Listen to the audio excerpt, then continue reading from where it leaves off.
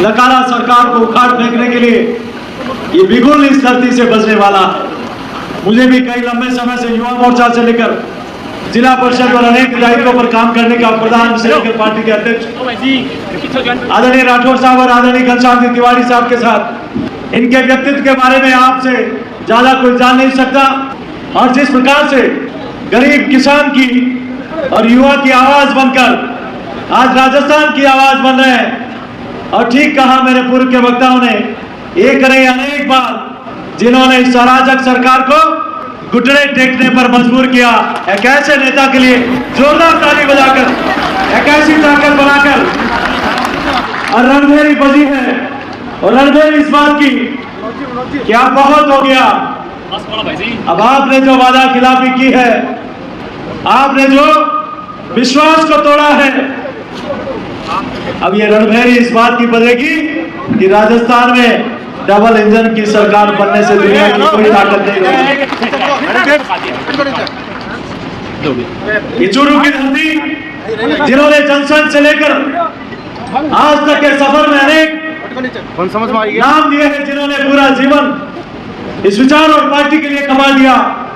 और ये वही धरती है जिस धरती ने ए मालिक तेरे बंदे हम जो गाना देने वाली है धरती, और धरती को मैं प्रणाम करता हूं। ये सालासर बालाजी के धाम, ये लोक देवता गोगा जी महाराज की धरती, जिस धरती को नमन करने देश भर के लोग आते हैं, आज उस धरती से आपकी इस पार्टी के सबूत का अभिनंदन भी हो रहा है। और वो ताकत आपके द्वारा उनको दी जा रही है कि चाहिए आप राजस्थान की सरकार को उखाड़ फेंकने के लिए पूरी ताकत के साथ लग जाइए। यहाँ बड़ी संख्या में किसान बंधु बैठे हैं, माताएं बहनें बैठी है, युवा साथी बैठे हैं और कमर कस के भी आए हैं। आज जैसा मैंने कहा था कि जनसंघ से लेकर बहुत गौरवशाली इतिहास हमारा रहा है। वो गौरवशाली इतिहास कौन भूल सकता है? उन नारों को कौन भूल सकता है? राम लला हम आएंगे, मंदिर वहीं बनाएंगे, ये कौन बोल सकता है? और पूर्ण बहुमत की सरकार आते शेखावटी की धरती पर इन नकारा सरकार के लोगों ने राम दरबार को तोड़ा था, तो आप और हमारी सरकार ने अयोध्या में देश नहीं दुनिया का सबसे बड़ा सांस्कृतिक केंद्र अयोध्या में बनाने का काम शुरू हुआ है। वो नारा कौन भूल सकता है? एक देश में दो विधान, दो निशान, दो प्रधान नहीं चलेंगे, वो नारा कौन भूल सकता है? तीन तिरंगे करते दंगे, वो नारा कौन भूल सकता है? फौज ना हारी, कौम ना हारी, हार गई सरकार हमारी। यही तो विचारधारा के लोग थे जिन्होंने लाल बहादुर शास्त्री जी को और सरकार को शक्ति दी कि आप जाइए और पाकिस्तान पर आक्रमण कीजिए। और यही विचारधारा थी जिन्होंने गोवा को आजादी के बाद भी स्वतंत्रता देने के लिए आंदोलन किया था। आज उसी विचारधारा ने जो पौधा हमारे पूर्वजों ने रोपा, वह पौधा वट वृक्ष बनकर देश सहित दुनिया की सबसे बड़ी पार्टी का गौरव इस पार्टी को मिला है। और हमें गर्व होता है हमारे पास देश सहित दुनिया का सबसे लोकप्रिय नेता कोई है तो आप और हमारे पास आदरणीय नरेंद्र मोदी जी के रूप में है। ज्यादा लंबी चौड़ी बात नहीं कहते हुए यही निवेदन करूंगा, मैं भी एक किसान का बेटा हूं, बचपन से खेत खलियान देखे हैं, लेकिन आज सच्चे मायने में राजस्थान का किसान खून के आंसू रो रहा है। एक तरफ वो सरकार नरेंद्र मोदी जी की सरकार जो किसानों के लिए किसान सम्मान निधि योजना लेकर आती है, और आजादी के 70 वर्ष में ये पहली सरकार होगी। जब पिछली बार 16-17 में खराबा हुआ था तब सब सांसद माननीय प्रधानमंत्री जी के पास गए कि राजस्थान में फसल खराबा हुआ है, सरकार क्या मदद करेगी।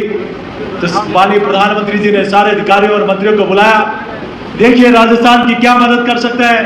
अधिकारियों ने कहा संसद में कानून बना हुआ है, 50% से ज्यादा खराबा होता है तो ही सरकार उसमें मदद कर सकती है एनडीआरएफ के माध्यम से।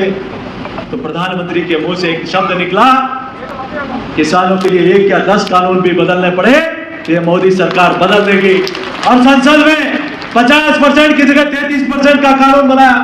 और पिछली बार ध्यान है मुझे, आपने सब लोगों ने गांव और किसानों में जाकर उस किसानों को करोड़ों रुपए मुआवजा देने का काम किया। लेकिन दुर्भाग्य है कि इस राजस्थान की सरकार ने गिरदावरी ठीक से नहीं कराई है। मुझे किसान इस बार कमर कस के बैठा है। जो किसान के साथ धोखा करता है वो राजस्थान में राज कभी नहीं कर सकता, कभी नहीं कर सकता। और ये याद रख लेना, आने वाले 50 वर्षों तक राजस्थान में किसान विरोधी सरकार फिर से नहीं आ सकती। हमारे युवा साथी बैठे हैं, हमारे युवा साथी बैठे हैं, बेरोजगारी भत्ते की बात होती है, क्यों नहीं। मैं जिला परिषद मेंबर था तब की घटना बताता हूं। मैं एक विद्यालय में गया, विद्यार्थी मित्र उन्होंने उस समय लगाए थे राजीव गांधी पाठशाला में। वो भाई पढ़ा रहा था कि हिमालय है, यहां से गंगा नदी निकलती है, यहां होते हुए इधर होते हुए इधर होते हुए अरब सागर में जाकर गिरती है। वो खेनी बना रहा था। मैंने कहा भाई ये अरब सागर में कहां डाल रहे हो, गंगा नदी तो बंगाल की खाड़ी में जाकर गिरती है। तो उस युवा साथी के मन की पीड़ा आप सुनिए कि बोले नरेगा से कम 1500 रुपए में तो ये अरब सागर में नहीं जा सकती, ये बंगाल की खाड़ी में नहीं जा सकती, अरब सागर में ही जाएगी। और उन्हीं युवाओं ने संकल्प लिया था कि इस युवा विरोधी सरकार को उखाड़ फेंकना है। मैं ज्यादा लंबी चौड़ी बात नहीं करते हुए मित्रों, आपके चरणों में एकदम किसान बंधु आपके चरणों में इतनी प्रार्थना करता हूं, जिस सरकार में युवा अपने आप को ठगा सा महसूस कर रहा है, जिस सरकार में किसान के खिलाफ वादा खिलाफी हुई है, जिस सरकार में मातृशक्ति का सम्मान नहीं हो, जिस सरकार में एक नहीं अनेक ऐसे निर्णय होते हैं जो राष्ट्रद्रोह, जिसको लेकर आप और हम सब लोगों ने देखा है कि इन्हीं के नेता दुनिया में जाकर भारत के खिलाफ बात करते हैं। और इन्हीं के नेता राजस्थान में उन्हीं नेताओं को खुश करने के लिए आज जयपुर बम ब्लास्ट में उन गुनाहगारों का कौन न्याय मांगेगा, कौन उनको न्याय दिलाएगा। जब ये निर्णय आया अदालत का कि जयपुर के गुनाहगारों को बरी कर दिया है, तब सबसे पहले जिस व्यक्ति का फोन आया उस व्यक्ति का नाम है राजेंद्र सिंह जी का। उन्होंने कहा कि इन लोगों के लिए हम लोगों को बैठना चाहिए। आदरणीय घनश्याम जी तिवारी साहब ने कहा कि जब ये राजस्थान की सरकार अपनी कुर्सी बचाने के लिए जब बड़े वकील कर सकती है, अगर ये सरकार नहीं करती तो भारतीय जनता पार्टी उन लोगों को न्याय दिलाने के लिए जहां जाना होगा वहां जाके आएगी। मैं आप सब लोगों का वंदन अभिनंदन करते हुए आइए आप और हम सब लोग ये संकल्प लेके जाए, इस धरती से, ये धरती वो ऊर्जा देती है, वो संदेश देती है कि उन लोगों को उखाड़ फेंकना है जिन लोगों ने किसानों के साथ धोखा किया है। उस सरकार को उखाड़ फेंकना है जिन सरकार ने युवाओं के साथ वादा खिलाफी की है। उस सरकार को उखाड़ फेंकना है जिसने रामनवमी पर प्रतिबंध लगाने की सोची। उस सरकार को उखाड़ फेंकना है जिन्होंने बाबा रामदेव जाने वाले देवरे पे श्रद्धालुओं को डीजे बजाने से रोका। और उस सरकार को उखाड़ फेंकना है जिसने भगवा झंडे पर लगाने वालों पर एफआईआर लॉन्च कराने की हिमाकत की दी। क्या तैयार है हम ऐसी सरकार को उखाड़ फेंकने के लिए?